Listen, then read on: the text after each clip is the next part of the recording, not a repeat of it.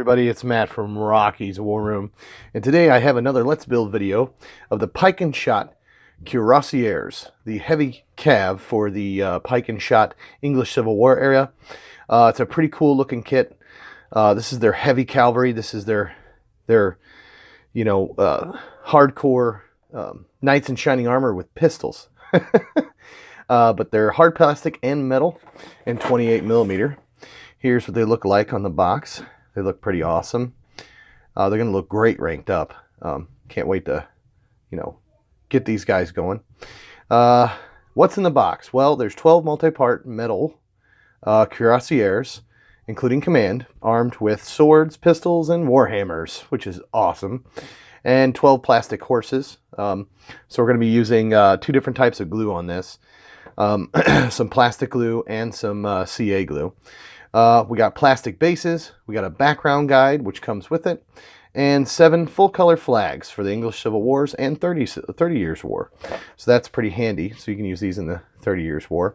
Tells you a little bit about them right here on the box, and of course Warlord Games. So we're going to take a look at it, open this bad boy up and see what we got. Alright, so we have the typical horse sprues that come with the cavalry kits. So that's 1, 2, 3, 4 per sprue. So that's 12 altogether, plus a command. So we have this beautiful pamphlet, which tells you a lot about the cuirassiers, and it even has a profile for them at the bottom of the page to use in your Pike and Shotte Warlord Games game. And adds +1 to your combat result. Awesome. So you obviously can look up in the Pike and Shotte rulebook for rules on these guys and extra rules that you can add to them, of course, and their points cost. But they give you some choices of flags. We have 30 Years War here. We have English Civil War here. And another 30 Years War flag right here that you can possibly use. The paper's not glossy, so the flag should actually glue on pretty well. So also we have the cav bases here. They typically have 4 by themselves. That's typically what I put the commands on.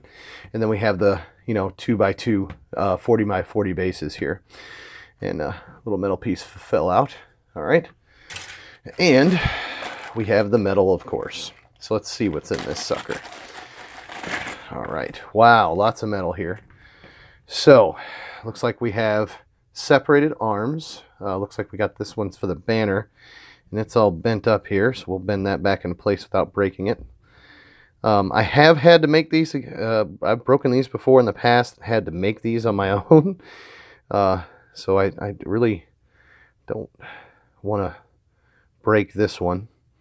They're nice, but you can easily use one of the Warlord Games sells pikes separately, and they're actual they're sturdier metal.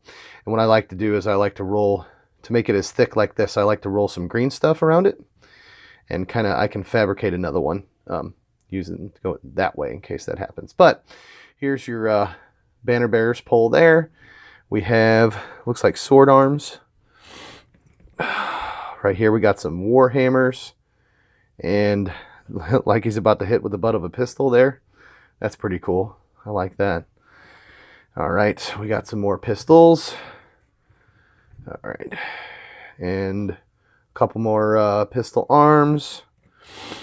And we got some that have fell off the sprue here. Got some more sword hands and some, looks like a couple more swords. And then we have the plumes that come off their helmet, which this unit I'm going to be putting these on. So let's set those together. What else do we got here? So we got our 1, 2, 3, 4, 5, 6, 7, 8, 9, 10, 11, 12 guys here. So just by looking at it, you got multiple, all the cav here. All their helmets are closed with the exception of this one here. So this one is what I'll use for my commander. Let me zoom in here so you guys can kind of see. I'm going to use that as my commander. And of course, we have the arm for the bugler. we'll use him for the bugle. It goes right in there. Of course, we got some flash. So there we go. So that is what's in the kit. We have our 12 guys. We picked out our commander. We got all our arms sitting here. So what I'm going to try to do, I'm going to make an attempt to do, is I'm going to make 6 guys, if I can, holding pistols. And the rest will hold, of course, the banner and warhammers and swords. So on the back of the box here, wherever I put it, and the way they talk about how they fought, yeah, there's some that have swords and pistols. They just kind of mix it up. There's a warhammer in front. There's a butt of a pistol up front. So what I'm going to do is I'm going to give these, I'm going to do it just like this. There's the commander with the warhammer. I'm going to put the warhammers up front and the pistols in the back. So warhammers and swords kind of in the middle, that sort of thing, and on the sides. So my single bases, as they got right here, will be my front 4. So I'll have the bugler, the bannerman, the commander, and 1 extra guy on those front 4, and the rest of them will be on the 40 mil bases in the back. So that's how I'm going to build them. But I'm not going to put them on their bases. I'm just going to build the horses, and the horses have a little base on them, I believe. I think. Yes, they do. They have little bases on them like this right here. So that way I can stick them to something to you know, paint them with. So the only ones I will base are those front 4 that I'm talking about. That'll go on this base because it'll make it still easy to paint. So other than that, that's the kit. So I will show you the tools first, and then I will take you step by step. You'll see in time-lapse fashion me putting these together, and then after I'm finished with that, I'll come back. I'll tell you what I think of the kit, some of the pitfalls that I've had, and the troubles I've had with this kit, and that'll be it. So I'll be back in a second with the finished unit.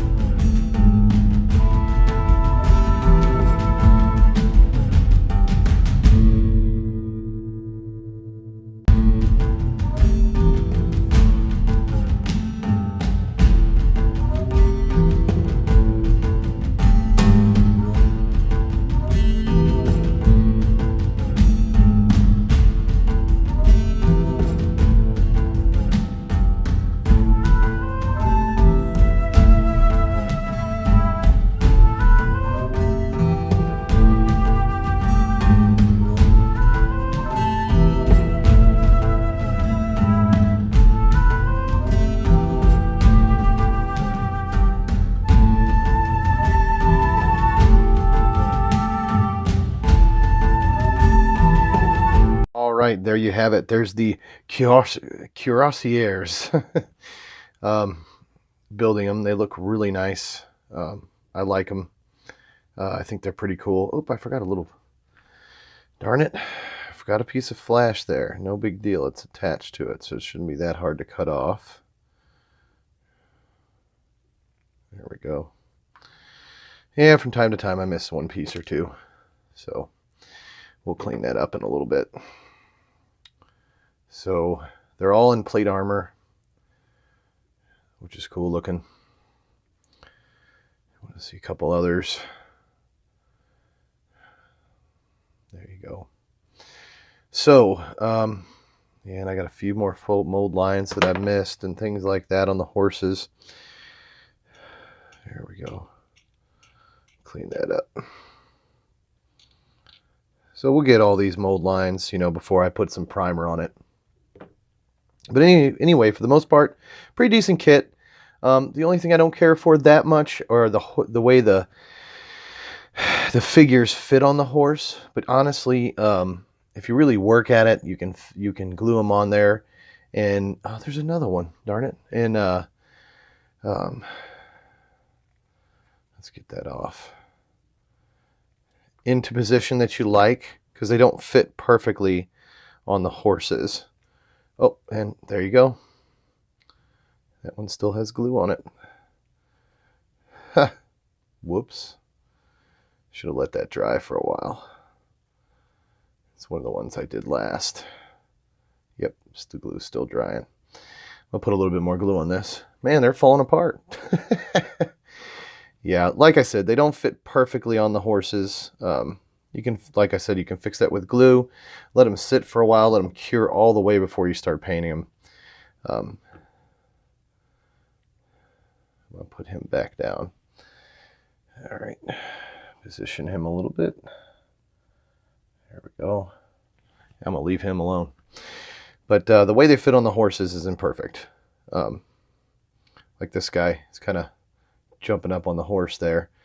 I'll probably break him off and try to bend his legs a little bit better. So dry fit your guys onto their horse. Find which figure fits best on each horse. I'd recommend doing that because they all don't fit perfectly. Some fit better on some horses than others. We got our bugler. He fits on there pretty well. There you go. So some of them are on bases. You get this sprue that had 4 single bases and the 40x40s that you get in a lot of the infantry boxes. So the rest of them, obviously, it's going to be, you know, 1, 2, 3, 4 more stands to put on, but I'm going to wait until I paint them before I put them together. It's just easier to paint that way. I'm sure you knew that. But I put our front rank of horse on these single bases. I can stick them on a, you know, painting stand very nicely, paint them up still. So I went ahead and put them on their base. So there is the commander with a warhammer, which is cool, I might add. I love the warhammers. And there's your bannerman, all finished up. These swords keep getting bent because they keep falling over. That's one thing that I found is it's not really a problem. It's just that if you do it like this with, you know, before you put them on the bases, these fall over pretty easy because they're top heavy. The metal's on top. So, but like I said, really nice kit. I really like the figures. I've got 2 units of this heavy cav, one for either side. For now, I'll probably buy 2 more, but for now, these are awesome. These are perfect. So what I'll do is I'll put these on painting stands next so they don't fall over so easily. Once they're finished painted, we'll glue them on their bases just like I've done with the infantry units, and they'll look great. They'll rank up nice. There's 12 of them. You got your commander. You're able to make a commander, a bannerman, a bugler, and just your regular knights. So some of them have pistols, some of them have warhammers, some of them have swords, but they all have their pistol that I was putting on them on the side and the in their little carrying case. I got to cut the, some more flash off before I prime them. But I usually look the figures over, like I said. But there you go. There's a look at the Cuirassiers. I can't even say it. Cuirassiers, the heavy cav for Pike and Shotte English Civil War. If you haven't done it, please subscribe. Spread the word. I'd really appreciate it. Leave me some comments. Like this video. Tell me what you think of these figures. And last but not least, from me to you, ta-ta! And we'll catch you in the next video.